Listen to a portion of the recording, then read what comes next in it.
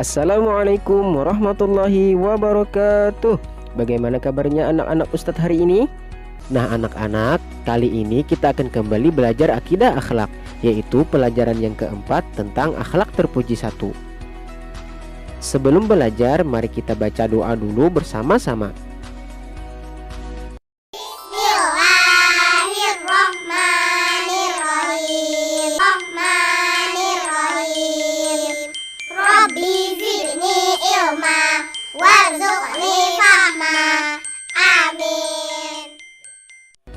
Alhamdulillahi Rabbil Alamin.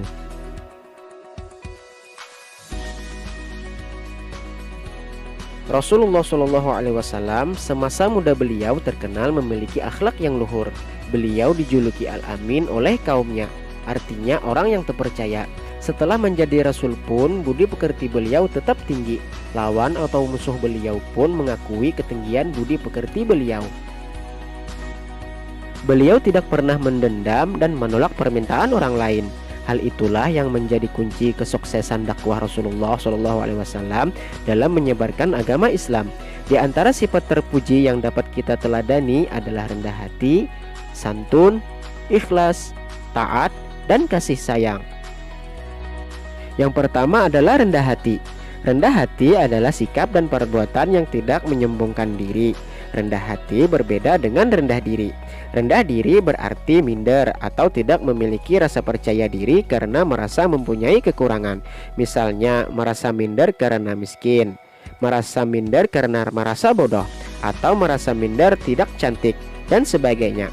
Sikap rendah diri ini harus kita hindari, kecuali merendahkan diri di hadapan Allah Subhanahu wa Ta'ala. Nah, ingatkah kalian tentang kisah terusirnya iblis dari surga? Allah Subhanahu wa Ta'ala berfirman dalam surah Al-A'raf ayat 12 dan ayat 13 sebagai berikut. Qala ma mana'aka alla tasjuda iz amartuk. Qala ana khairum minhu khalaqtani min narin wa khalaqtahu min tin. Qala fahbitu minha fama yakunu laka an tatakabbara fiha fakhruj innaka minas sagirin. Artinya, Allah berfirman, apakah yang menghalangimu sehingga kamu tidak bersujud kepada Adam? Ketika aku menyuruhmu, iblis menjawab, aku lebih baik daripada dia. Engkau ciptakan aku dari api, sedangkan dia engkau ciptakan dari tanah. Allah berfirman, maka turunlah kamu darinya surga karena kamu tidak sepatutnya menyombongkan diri di dalamnya. Keluarlah, sesungguhnya kamu termasuk makhluk yang hina. Ayat tersebut menjelaskan karena iblis bersikap sombong, merasa dirinya lebih baik daripada Nabi Adam alaihissalam. Allah Subhanahu wa Ta'ala mengharamkan surga baginya. Tentu kita tidak ingin jika Allah mengharamkan surga bagi diri kita. Rasulullah SAW merupakan contoh seorang pemimpin yang memiliki sikap rendah hati yang sangat menonjol. Dalam kehidupannya, Rasulullah SAW tidak hidup bermewah-mewah, padahal beliau mampu untuk melakukannya, karena beliau bagaikan seorang presiden atau raja. Dalam pergaulan, Rasulullah SAW tidak membeda-bedakan golongan, tua atau muda, miskin ataupun kaya. Semua merasa senang bergaul dengan beliau. Bahkan terhadap anak kecil sekalipun Rasulullah SAW tetap memberikan penghargaan dan tidak meremehkan. Adapun cara-cara menanamkan kebiasaan bersikap rendah hati dalam kehidupan sehari-hari adalah sebagai berikut. Yang pertama, ingatlah bahwa yang berhak memiliki sikap sombong hanyalah Allah Subhanahu wa Ta'ala. Yang kedua, tanamkan dalam diri kita bahwa semua manusia memiliki kedudukan yang sama di hadapan Allah, hanya ketakwaan yang membedakannya. Yang ketiga, ingatlah bahwa surga tidak diperuntukkan bagi orang-orang yang sombong. Yang keempat, ingatlah bahwa orang yang sombong akan menjadi teman iblis di neraka. Yang kelima, seorang yang memiliki sikap rendah hati akan mempunyai banyak teman dan disukai dalam pergaulan. Dan yang keenam, perbanyaklah membaca kisah kehidupan Rasulullah SAW agar kita tahu bagaimana akhlak beliau dalam pergaulan. Sifat terpuji yang kedua adalah santun. Orang yang mempunyai sifat santun berarti ia tahu akan adab-adab kesopanan. Orang yang santun disegani banyak orang. Perilakunya halus, tutur katanya lemah lembut, dan tidak pernah menyakiti hati orang lain. Orang yang santun sangat menjaga kesopanan dalam pergaulan sehari-hari. Contoh perbuatan santun antara lain apabila bertemu orang yang lebih tua menyapa dengan hormat, tidak berbicara kasar kepada orang lain, dan tidak suka melawan orang tua dan patuh kepada guru.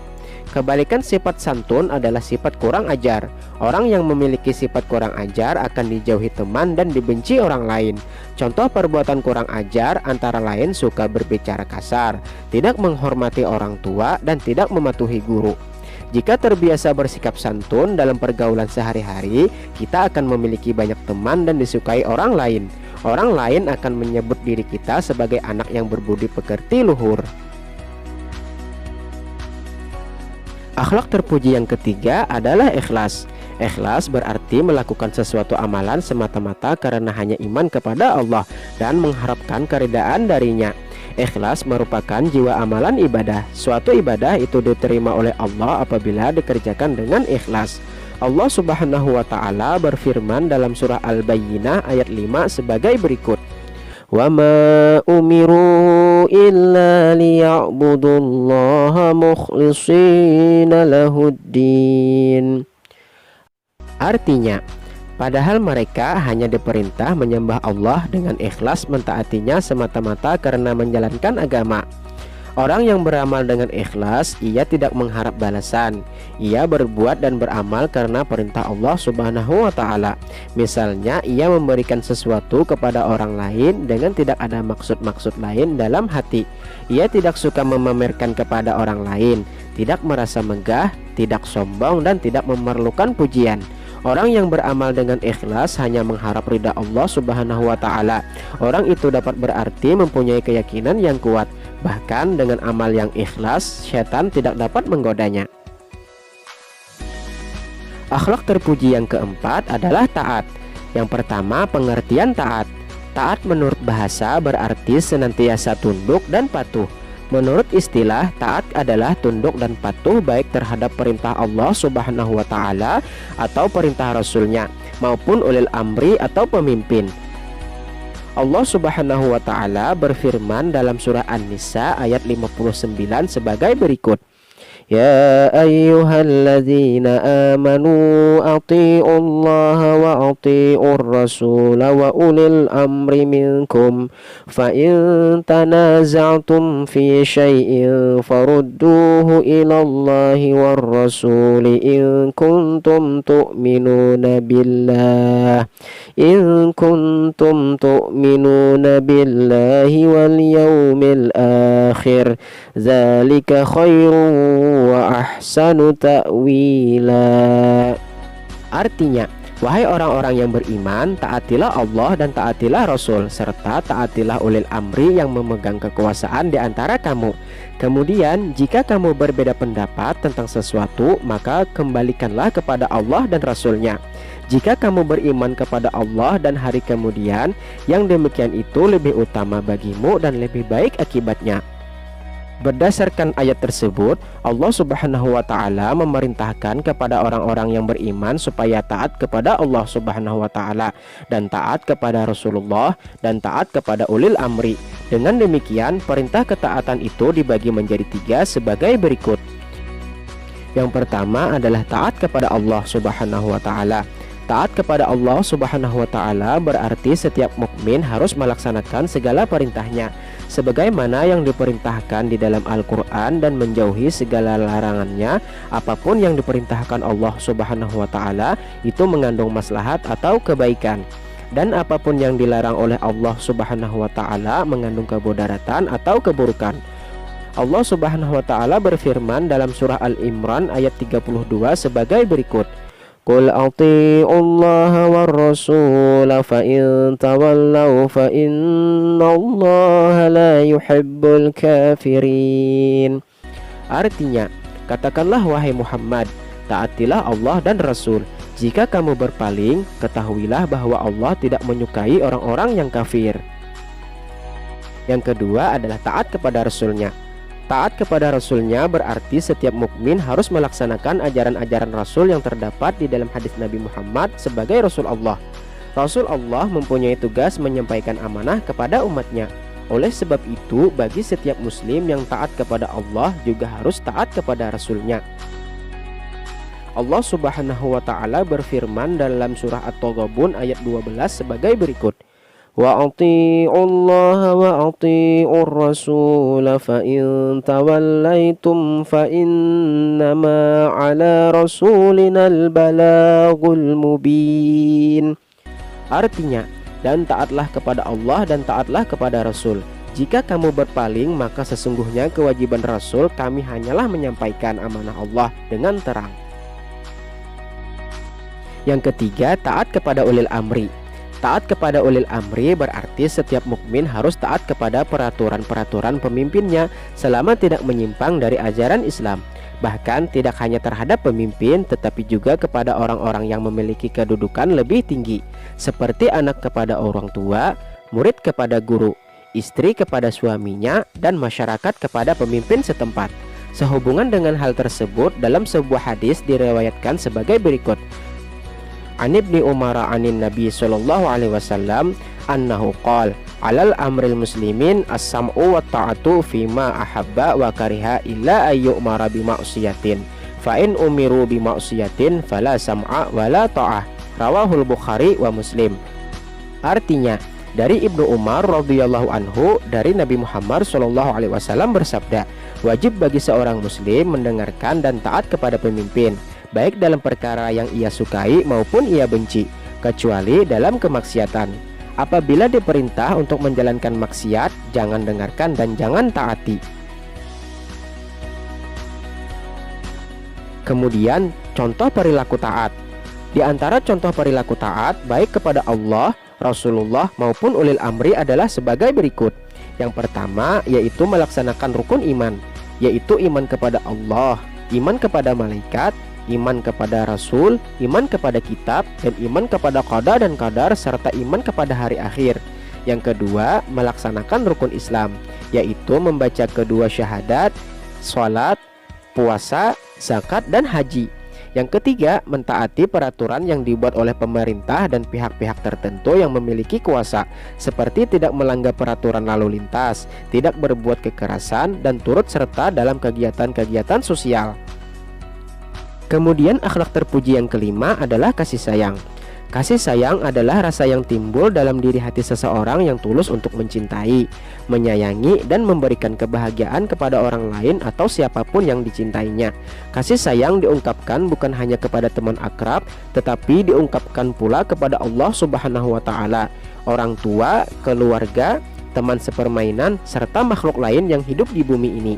Makna lain kasih sayang adalah rasa yang didamba atau dirindukan setiap insan di dunia, seperti kasih sayang seorang ibu kepada anaknya. Begitu pula kasih sayang seorang anak kepada orang tuanya. Kasih sayang akan muncul ketika ada perasaan simpatik dan tiba dari diri kita kepada yang akan dikasihi. Munculnya rasa kasih sayang itu sangat alamiah, tidak dapat dibuat-buat atau direkayasa. Setiap manusia ingin dirinya disayang, maka sayangilah orang lain juga. Dengan merasakan kasih sayang itu, setiap manusia dapat merasakan kebahagiaan yang hakiki. Apabila sifat kasih sayang mulai luntur dan sifat dendam kebenciannya lebih besar, maka akan tumbuhnya kehancuran pada suatu bangsa atau masyarakat. Seringkali kita mendengar orang mengatakan bahwa kasih sayang itu tidak pernah menuntut dan akan menerima apa adanya. Ya, memang benar begitulah bahwa kasih sayang itu dapat menerima apa adanya. Akan tetapi, nilai kasih sayang seperti itu harus diletakkan pada tempatnya, yakni dalam batin kita sebagai dasar utamanya. Begitu juga dengan pelajaran dalam kehidupan ini, kita ambil hikmahnya saja untuk menyayangi kehidupan yang kita miliki ini. Dari uraian di atas dapat disimpulkan bahwa hidup akan terasa indah apabila kita selalu saling memberikan kasih sayang dan saling menyayangi tanpa memandang perbedaan. Makna dari kasih sayang adalah selalu berbuat yang terbaik, baik itu hubungan antara kita dengan Allah, manusia, alam, dan makhluk hidup lainnya di dunia ini. Orang yang mempunyai rasa kasih sayang, hidupnya akan tentram. Kasih sayang berarti saling mengasihi dan menyayangi. Jika kita ingin disayang orang lain, kita harus menyayangi semua orang, Rasulullah Shallallahu Alaihi Wasallam bersabda dalam sebuah hadis yang artinya, siapa yang tidak kasih kepada sesama manusia tidak dikasihi Allah. Orang yang tidak memiliki rasa kasih sayang akan mudah marah, bicaranya kasar, keras dan jorok. Orang lain akan enggan bergaul dengan orang yang tidak memiliki rasa kasih sayang. Akibatnya, orang yang tidak memiliki rasa kasih sayang akan dijauhi oleh teman. Ia akan merasa kesepian karena tidak ada yang mau bergaul dengannya. Alhamdulillahirabbil alamin. Nah, anak-anak, untuk pelajaran kita hari ini cukup sampai di sini dulu. Semoga apa yang telah kita pelajari bermanfaat dan berguna untuk kita semua. Wabillahi taufik wal hidayah. Assalamualaikum warahmatullahi wabarakatuh.